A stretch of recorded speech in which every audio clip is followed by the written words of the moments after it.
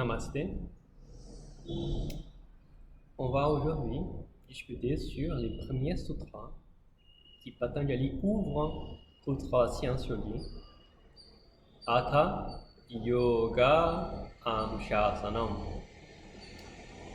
Je souhaite qu'on fasse une approche de voir comment c'est mot par mot et puis qu'on puisse voir de cette compréhension comment est-ce qu'on peut voir une certaine connaissance intuitive qu'on peut appliquer, adopter dans notre vie de jour à jour et sur les tapis, parce qu'à la fin, les tapis et la vie, c'est toute une expression de vie.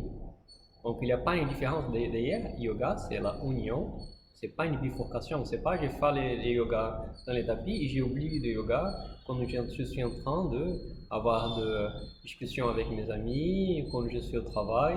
Donc le yoga, c'est cette façon existentielle de faire la union avec la vie. Et on va commencer avec ces sutras.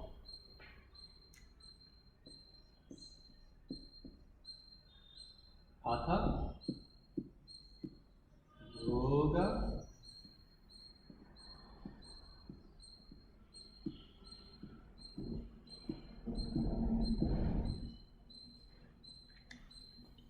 Anuशासनम.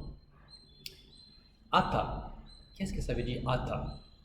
Donc il faut aussi qu'on puisse contextualiser un peu l'époque où le sutra il était développé et comment est-ce qu'on peut comprendre les sanskrit. Donc dans cette époque, il y avait une très forte importance pour avoir une genre de fiabilité sur ce qu'on dit sur cette spiritualité, sur la connaissance d'être. Donc il y avait des débats, il y avait par exemple les différentes écoles, school of thought, je ne sais pas comment on peut dire dans le sens français, mais ça va être différentes approches sur l'éveil. Et Hatha, ça veut dire, ça c'est le schéma. Voici Yoga Hatha Anuशासनम. Ceci. Et c'est un mot qui est super fort, comme si c'était une genre de quelqu'un qui a une certaine autorité qui peut dire ça c'est le schéma. Même si vous voyez qu'est-ce qui se passe dans d'autres Shatadarshanas, Brahma Sutra, c'est la même chose que Patanjali, mais pour le Vedanta. La même chose, il ouvre Hatha. Si vous allez étudier Hatha Pradipika, beaucoup de fois dans le chapitre, il montre Hatha.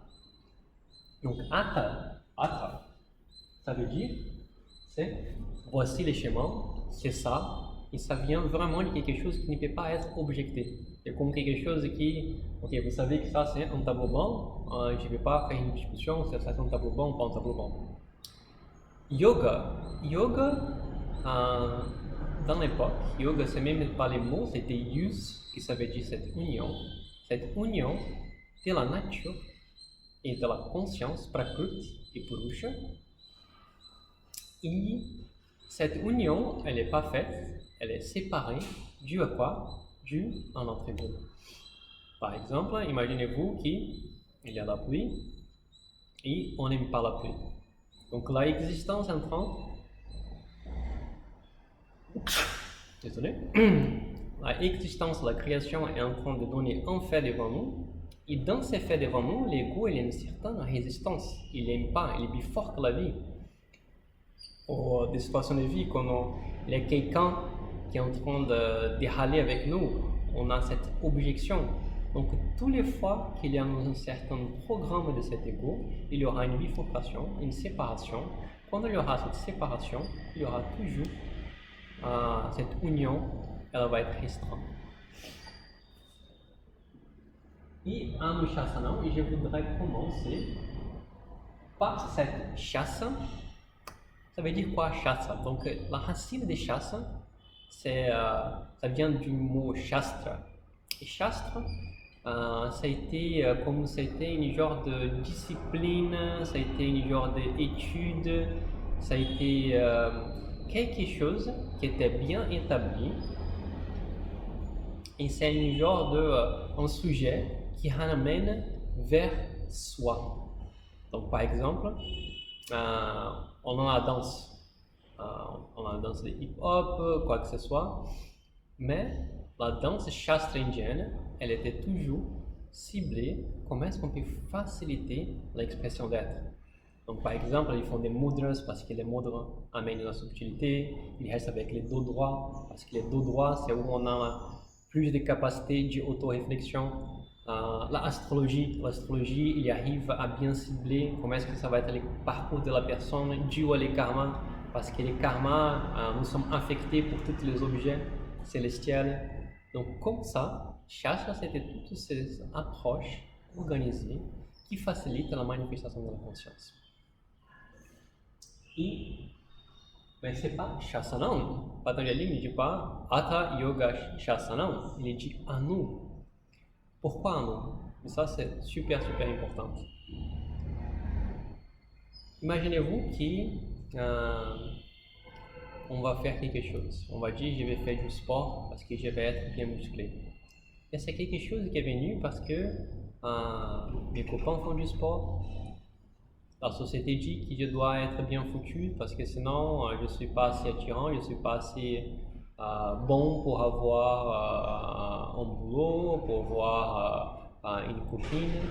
Donc c'est quelque chose qui vient comme une genre de pression, c'est pas quelque chose qui vient intuitivement, quelque chose qui vient de nous purement.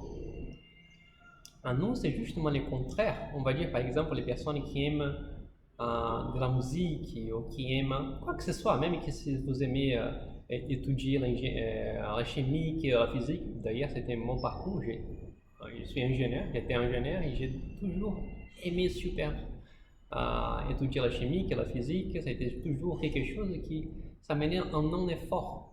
Parce que cette démarche de yoga, elle amène dans une place de non-effort. Quand on va voir les autres sutras, par exemple, qu'est-ce que c'est la pratique des postures?